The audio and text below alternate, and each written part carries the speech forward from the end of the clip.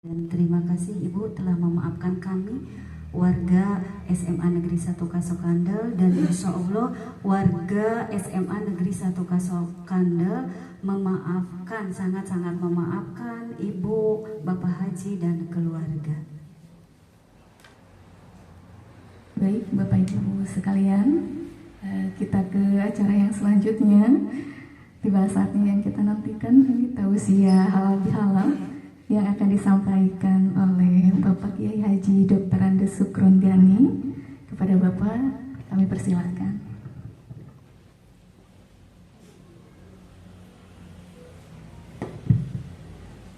Assalamualaikum warahmatullahi wabarakatuh.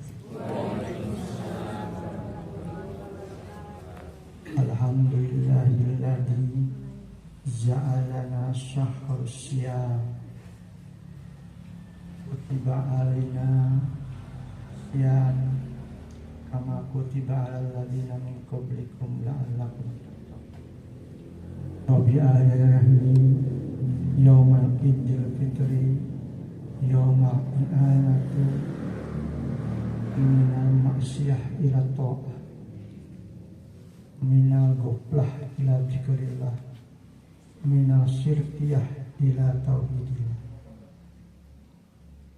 Bapak Ibu keluarga SMA 1 Kasokandel yang saya hormati, puji dan syukur mari kita panjatkan kepada Allah Subhanahu wa taala.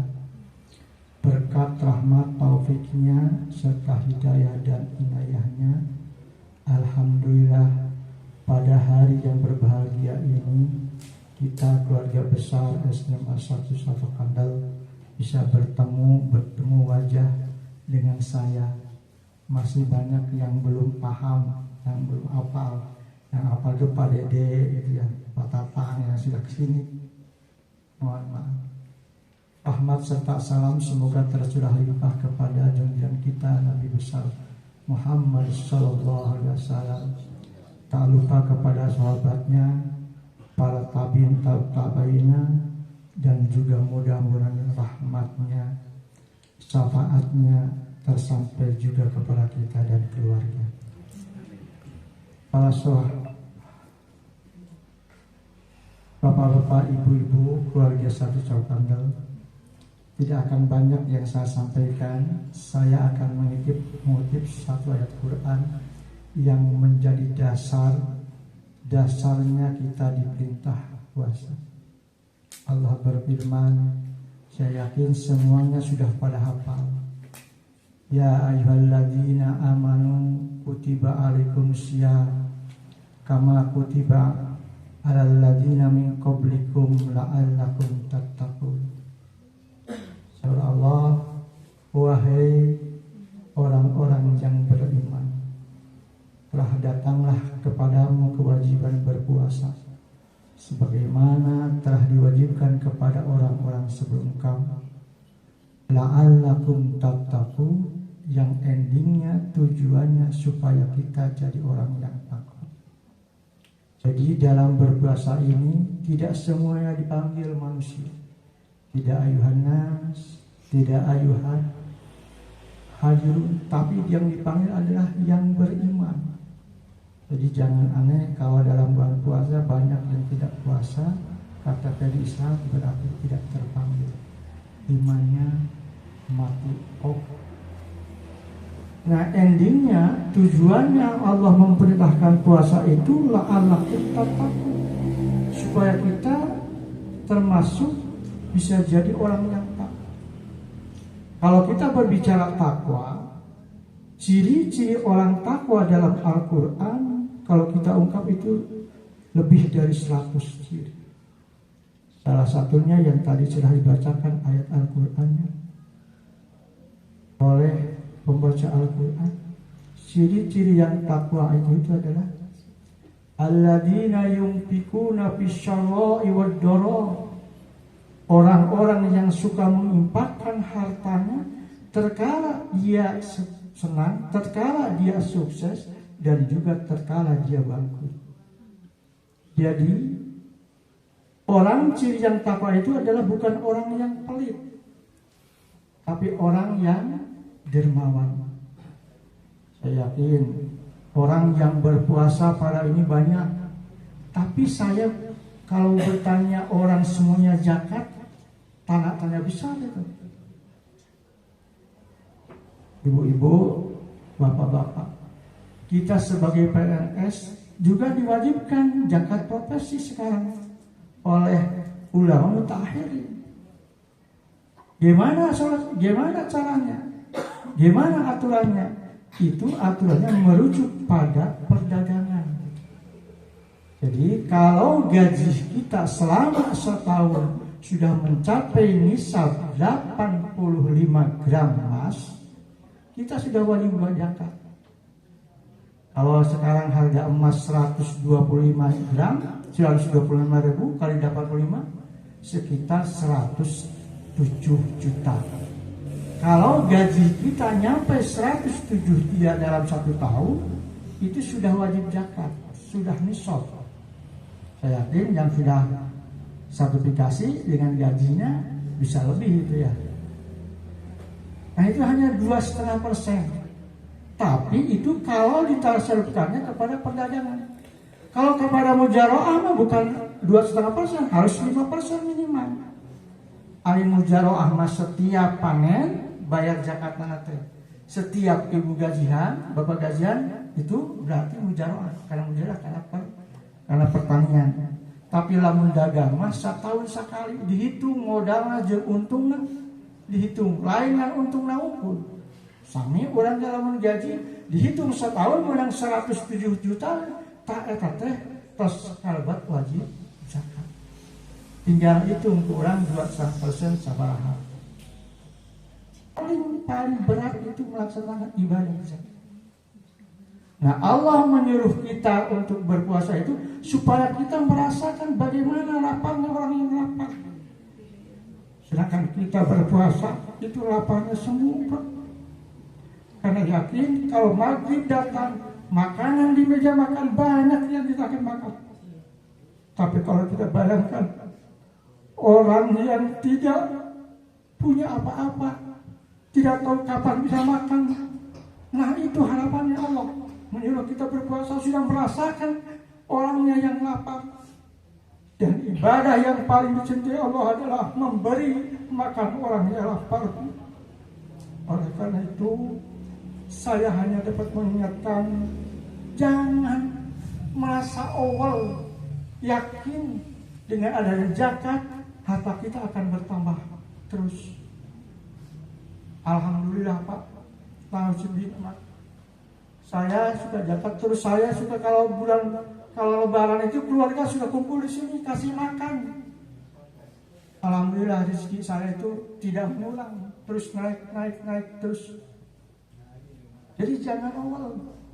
Dan ini yang saya ingin sampaikan, bahwa orang ibadah yang paling berat itu adalah zakat. Haji bisa kita sambil piknik, umroh bisa kita sambil piknik. Nah, jangan begini, hari umroh tiap tahun, hari zakat saal kadarna zaman bareng harta. Saudara itu mah ngan ukur dibagi wae tatangga 50 ribuan, kiaina 100 ribuan supaya itu disebut zakat. Padahal modalna eta miliaran. Lamun modal mun saukur samiliar bagi 25 juta katingali kusim kuring mah di dieu teh.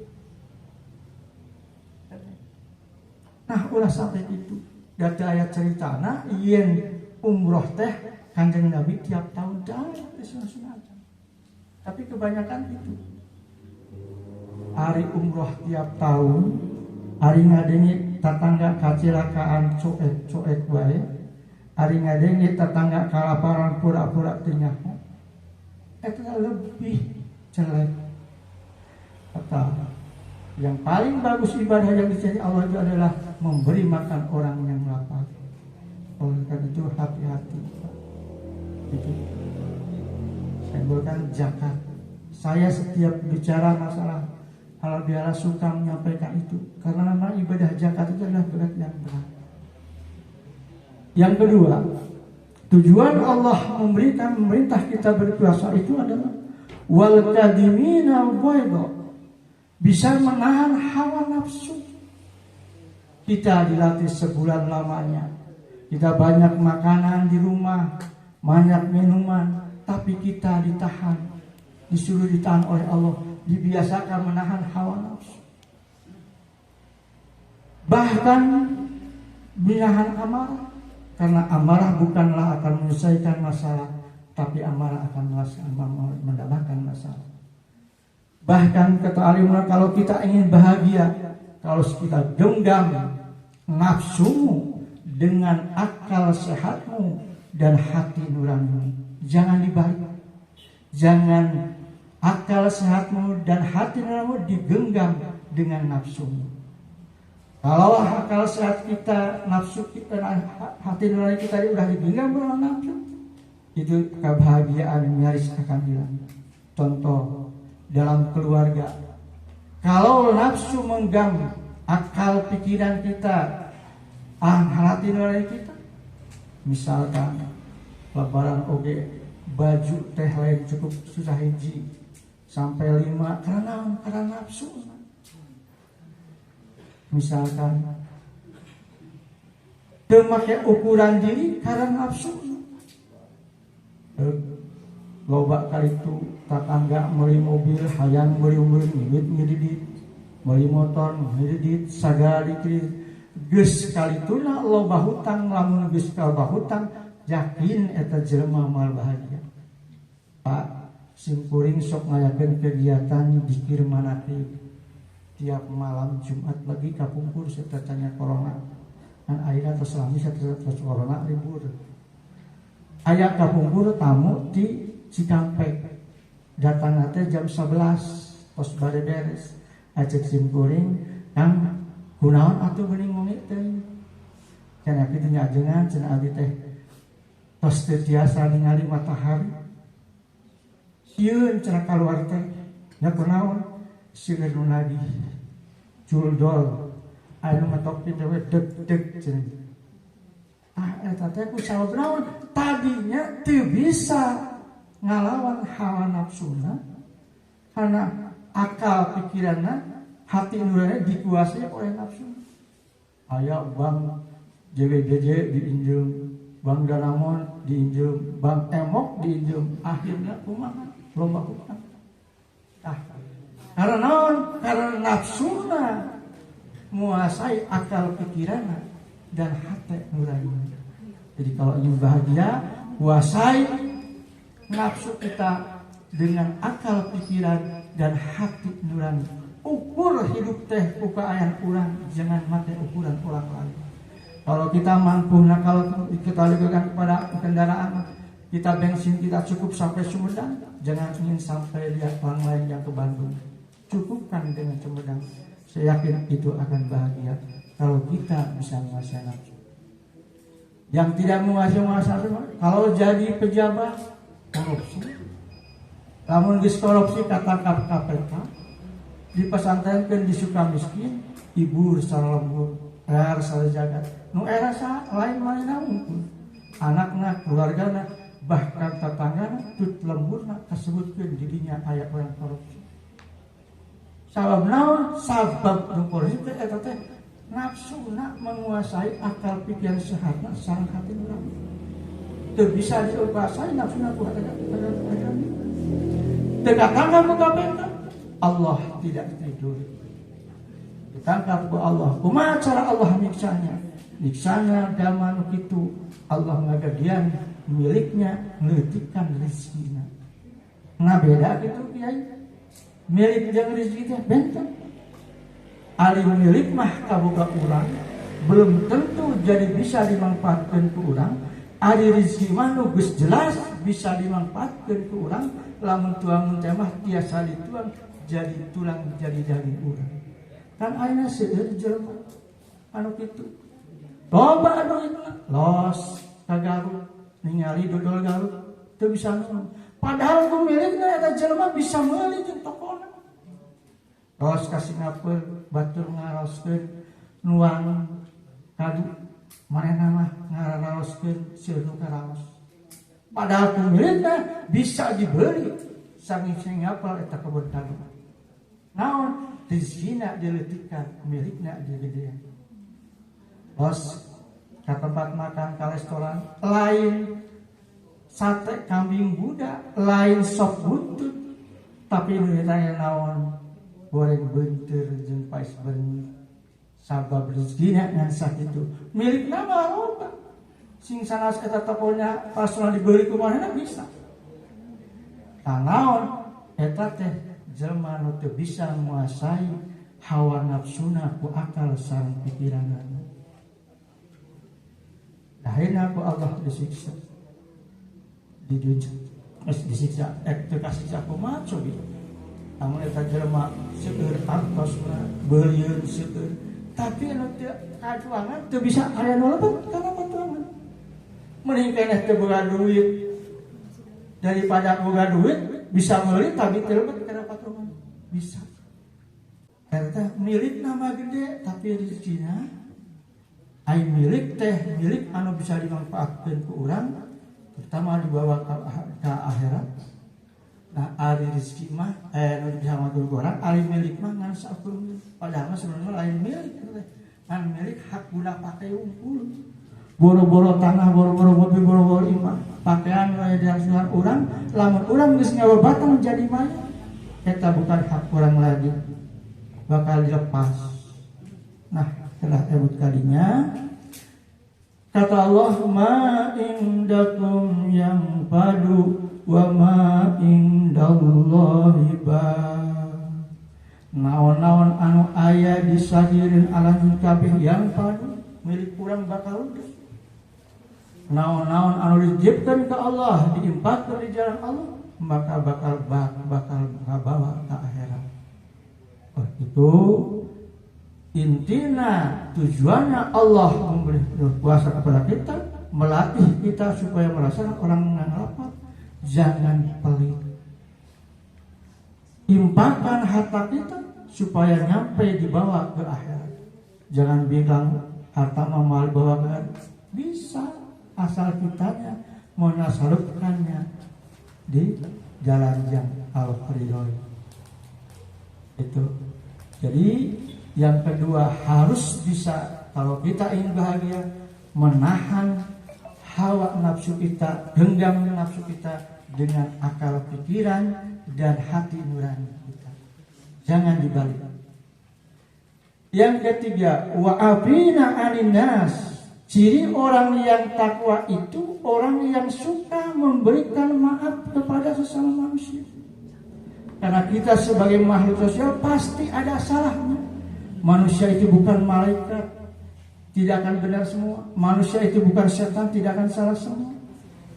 Nah, yang ciri orang yang takut, yang senang memaafkan kesalahan orang lain, meminta maaf lebih mudah dan memaafkan itu adalah lebih sulit.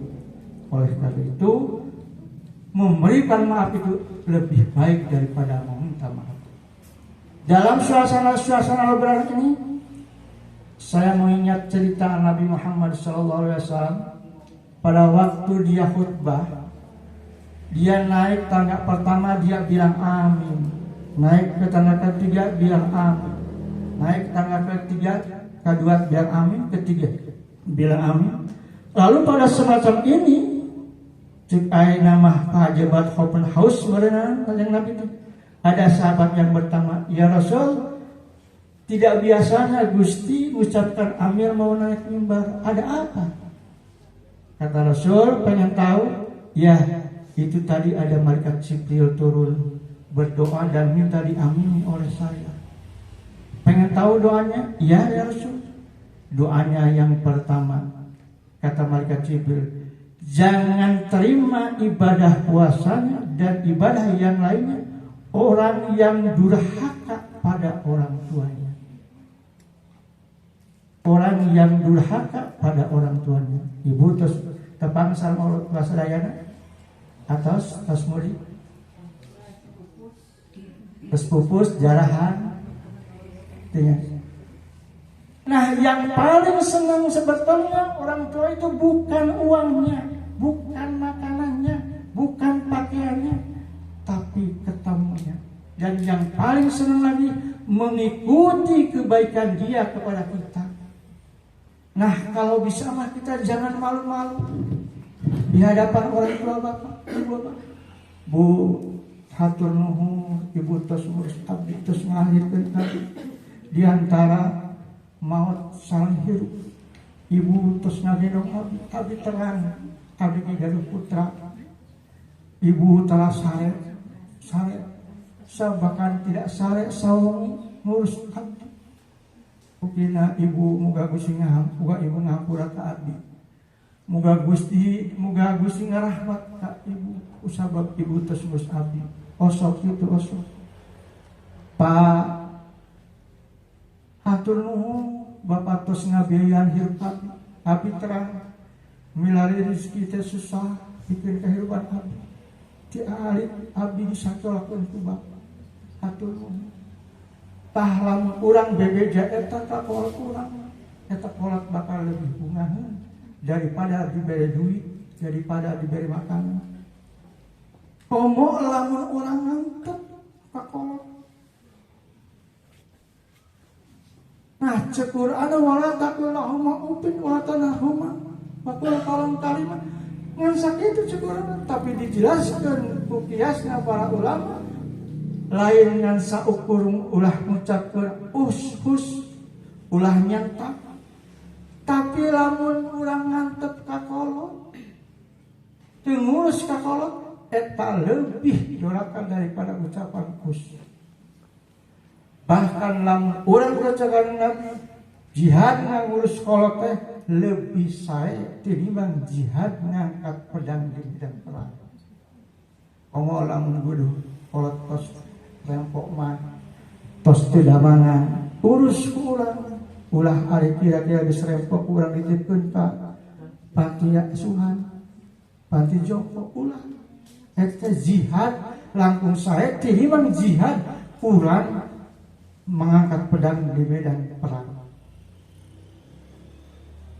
Nah, ayat bahasa di kota ieu mah ari ngurus binatang kasayanganna meong kucing tiap poe di mandian tiap minggu dikasalonkeun di parabana ge kadarantuan ari ka kolot teu inget-inget acan aya tanu kitu ari ka binatangna mah sampai jutaan ngabiayan ari ka kolot teu mere sapeser-peser acan ulah sampai kitu.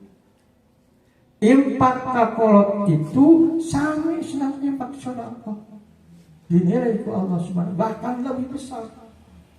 Kalau kata ahli hikmah mah impak pertama paling besar itu ka kiai anu ahli ibadah, anu ahli makrifat, kadua ka Allah.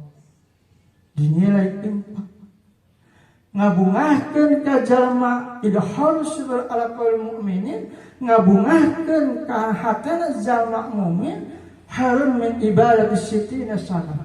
Lebih baik daripada ibadah sunnah 60 tahun. Eta teh ngabungahkeun ka babaturan ka jalma. Komo lamun ngabungahkeun kana jadi kolot. Oleh karena itu saya mengimbau jangan sampai ada adat istiadat yang sudah bagus, ada mudik, jangan sampai setahun sekali mah mudik lah, itu sebulan sekali gitu. Da kolot teh butuh pemantauan, butuh ngobrol, butuh disayang. Ya orang di modern kampung berletik itu disayang kolot. Tah kolot teh butuh disayang orang, dipikanyakan. Nah itu intinya puasa teh supaya orang benar kalau sama manusia, terutama ke orang tua. Dua anu kadua kata malaikat Jibril, ya Allah jangan terima ibadah puasanya dan ibadah yang lainnya bagi wanita yang durhaka pada suami. Bu, lamun geus jaduh caroke mah nu diturut teh lain buat lain bapak, tapi kedah kaca roke. Ayat cerita suatu sahabat pergi perang sareng Rasulullah, pesen ka istrina, neng ulah keluar sate acana akan datang. Umat ulah keluar rumah. Nah, karena pamegat di medan pertempuran, orang tua istrinya sakit, nggak mengutus utusan mengabejaan ke atas si awewe si budak, yang bapak amanah cekir sakit, yang dilongok. Cuma jawaban eta istri abdi teh kening pesan ti caroge abdi, teu kening kaluar sate acan caroge abdi dongkap. Itu kan bapak anjeun mohon, tapi abdi megang pesan ka caroge abdi, teu kening kaluar sate acan caroge abdi. Zaman kapunggung kan tacan daya HP. Datang deui eta pengutusan teh dibejian ieun bapak maneh teh geus parah. Sampai eta bapana pae eta si awewe budak awewe teu ngalongok kana janten bapana sabab naon sieun kana janten carogena turut tumut kana janten carogena. Saparantosna pertempuran beres, lalu Nabi sudah ke rumah, lalu datanglah utusan yang tadi meminta anaknya itu kepada Nabi. Ini anak, kata orang utusan itu, kelewatan. Bapaknya sampai meninggal, gak mau nengok, dibijakan kepada Nabi. Ya Rasulullah, si Fulanah, bapaknya meninggal sampai dia tidak mau menengok, bagaimana itu hukumnya? Kata kanjeng Nabi, emangnya alasannya apa? Dia bilang dia mentaati pesan dari suaminya, tidak boleh keluar sebelum dia suaminya datang. Oh, kalau gitu Nabi tersenyum. Kata Nabi, tuba man sahibul bana sholihan. Tuba man sahibul bana sholihan ta'atan li zawjiha. Ghafarallahu dunubahu liba barakati sahibi banati sholihan ta'atan li zawjiha. Katakan Nabi baca eta bapak eta anu maot sabab boga budak solehah turut taat kana sareng suami. Jadi kusababna eta bapana boga anak soleh turut taat kana janten suami, sampai-sampai cekanya Nabi segala dosana dihampura ku Allah ku barokah anjeunna boga budak awewe taat turut kana janten. Jadi kali sampesna bab ibu gaduh caroge mah kedah taat turut kanu jantan caroge. Nang ngaji bocoran Bu. Biasana laki-laki mah tresep ka jelema anu awena sok bawelan, rewel, cerewet. Terus laka disebutnya. Cerewet, ada cerita anekdot. Aya hiji awena teh rawel cerewet, kula lakina diajak ningali sumur, digejebruskeun. Saparos digejebruskeun, muncul eta jinna teh penunggu sumur teh. Ditanya sanjen, saya penunggu sumur ini udah 400 tahun. Baru kali ini saya nggak betah di sumur karena ada perempuan yang cerewet sekali katanya, bawel. Gitu. Nah itu cerita itu anekdot, tapi mengandung pesan bahwa suami itu tidak suka pada orang yang selalu segala amal perbuatannya dikomelin terus. Nah kalau ayah istri bapak gitu diasjurkan sumur, oh jangan. Apa solusinya? Sabar.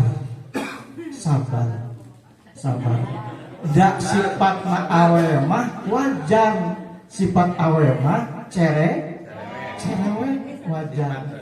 Nah, jantan akan jadi amal ibadah lalaki lamun urang tiasanya barang.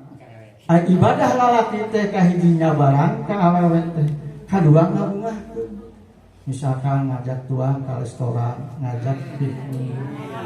Ngan eta mah kedah ngade modal. Ari sabar mah teh kedah ngade modal. Nah, kumaha ibu bapak ayeuna sok nambahan milari nafkah eta teh sae asalna. Boro-boro ibu mang melarikeun nafkah mantuan ka lalaki Lamun ibu mangnasihankeun, manglisikakeun, mangnyangukeun, lamun ibu ikhlas, cek Kanjeng Nabi bakal diangkat derajatna ka mama mahmudah. Kalau derajat anu tinggi di dunia sampai akhirat. Cuma syaratnya harus harus jelas. Jangan dilmani wal ada. Ya, jangan mundak-mundak disebut-sebut gitu. Menyebabkan suami jadi sakit. Begitu juga suami. Lamun ngabungahkeun ka istri ulah sok disebut-sebut moal. Quran hunna libasul lakum wa antum libasul lahunna. Ari pamajikan teh eta teh pakaian anjeun kabeh jeung anjeun pakaian pamajikan. Ari fungsinya pakaian teh nyata ngahalangan kana naon-naon dareget anu kotor anu nempel di urang. Ngahalangan ngajagaan harga diri urang. Kedah suami istri teh kedah ngaraksa ngajaga harga diri perasaan masing-masing. Lamun istri ulah sok nyaritakeun mantan nu sukses atawa rerencangan pamagat nu sukses. Lamun pamagatna kitu deui ulah sok nyaritakeun di harapan istri anu cantik anu molek nu akhirna bakal cemburu buta. Nyakitkeun kana perusahaan hindari. Ngan lamun urang hayang akur terus, lamun aya masalah ulah sok inget-inget ka gorengan, kudu inget-inget ka alusan. Sajelek-jelekna lalaki pasti ada sayana, ada jelema mah tara jelek itu. Sagoreng-gorengna awe pasti aya sayana. Jadi lamun urang macental jeung istri teh sabar terus inget-inget kabaikanna, ulah diinget-inget ka gorengan. Lamun diinget-inget ka gorengan bakal lebih goreng. Saya yakin 100% setiap suami ingin membahagiakan istrinya, Bu. Cuma mungkin caranya beda-beda. Nah, kuncinya tadi yaitu sabar. Sabar dan ingat-ingat kebaikan, jangan mengingat-ingat keburukan. Hati-hati. Misalkan kalau ibu sampai mengucapkan, aing hanjak kalau kawin jeung sia. Berarti akidahna teh eta saha teh can bener, Pak. Sabab laos anggaranya cangkang. Nah, aya dia syahadat isina aya. Syahadat cangkang asyhadu alla ilaha illallah wa asyhadu anna muhammadar rasulullah diucapkan pada waktu sholat. Tapi syahadat isinya diucapkan sanes pada waktu sholat, sampai sholat sudah. Seperti ku imam asyhadu alla ilaha illallah wa asyhadu anna muhammadar rasulullah. Terus raditu billahi rabba wa bil islami dina wa bi nabiyyi muhammadin nabiyya wa rasulah. Terus raditu billahi rabba, Gusti abdi ridho di pangeran ku Gusti. Abdi ridho kana takdir kodo kana Gusti pikeun nu sae nu awal. Jodoh pati bagja cirata eta kandak Gusti abdi ridho. Tah lamun ibu nyebutkeun hanjakal berarti teu ridho eta teh syahadatna can sampai ka Gusti. Wa bil islami dina abdi ridho agama Islam agama abdi ridho dihubungan ku agama Islam. Nah, contoh agama Islam menggariskan kalau ibu misalkan jadi putra, bapak nama ngan saukur andil dalam membuat anak eta oge cari enak tiba-tiba jadi anak. Tapi saantosna eta putra dikandung ku ibu salapan sasi lamun. Coba dibayangkan ku bapak lamun urang di pasien gegendolan ku kalapa 2 siki usapan bulan. Kira-kira mampu moal, tapi ibu makan sabar. Terus ngalahirkeun sampai disual 2 tahun, tapi 102 tahun ibu tidak punya hak untuk kepada anak itu. Itu aturan Islam. Contoh si Ahmad Dhani dan si Maya. Itu tidak ada anak yang bisa ikut si Maya. Walaupun si Maya juga artis banyak duit. Alan Hermantah dan Krisdayanti. Itu tidak ada. Karena aturan Islam itu begitu. Anak itu bukan hak perempuan. Perempuan itu hanya hak asuh sebelum lepas dari susu. Nah itu ibu harus ridho. Lamun ngaku benar-benar syahadatna geus mantap. Nah, wabi Nabi Muhammadin Nabi, wa Muhammadin Nabi, jeung abdi ridho Nabi Muhammad Nabi abdi. Habis siap mengikuti ajakan, turut tumut kana sunnah. Kan kadang-kadang urang mah dina taraweh wae manu deukeutnya. Sok hayangna teh anu taraweh wae gitu nya. Sareng leres ente 11 rakaat tapi Kanjeng Nabi mah kapungkur 11 rakaat teh, nah 11 dalam rakaat teh make ayat Al-Baqarah. Ayat nu panjang 2 surat, ayat surat Al-Baqarah, surat Al-Imran. Nah saparantosna Khalifah Umar bin Khattab dipanggil imam. Hei imam, udah sekarang rubah. Kita berbanyak rakaatnya, tapi jangan lama-lama karena umatnya sudah beda. Dan saya yakin Umar bin Khattab itu pasti bakal dapat referensi dari Rasulullah Sallallahu Alaihi Wasallam. Sehingga imam yang opat itu Imam Syafi'i, Imam Maliki, Imam Hambali, Imam Hanafi itu menganjurkan 20 rakaat ditambah witir. Nah, ada juga yang menganjurkan 36 rakaat. Bahkan kalau di Arab mah cenah geus pernah tahu di Arab geus penting teh jam 12 ada lagi qiyamul lail salat tahajud sami 20 rakaat. Karena orang mah hayang nu tareh wae nya. Cenah pagi cenah anu tarawih teh anu tareh masuk padu wae teu salah. Dan di ayat salat kudu lila. Nu syarat mah kedah tahu. Misalkan contohnya diwasol Bismillahirrahmanirrahim Alhamdulillahirabbil alamin arrahmanirrahim Maliki yaumiddin iyyaka na'budu wa iyyaka nasta'in ihdinas siratal mustaqim siratal ladzina an'amta 'alaihim ghairil maghdubi 'alaihim waladdallin alhaakumut takatsur. Bisa diwasolkan supaya umat kelamaan sudah kajama. Lain hayang nu saeutik tapi bacaan oge nu saeutik ulah kitu. Jadi urang kedah ridho di hukuman di kepanggilan ku Allah teh ridho narima kana takdir qada di Allah Subhanahu wa taala nu sae nu awana urang kedah ridho. Narima karena hukum Islam geus dijadikan dina Al-Qur'an dan hadis, narima karena Rasulullah, taat ka Rasulullah, ngalaksanakeun sunnahna. Nah, sakitu manawi hapunten anu kasuhun urang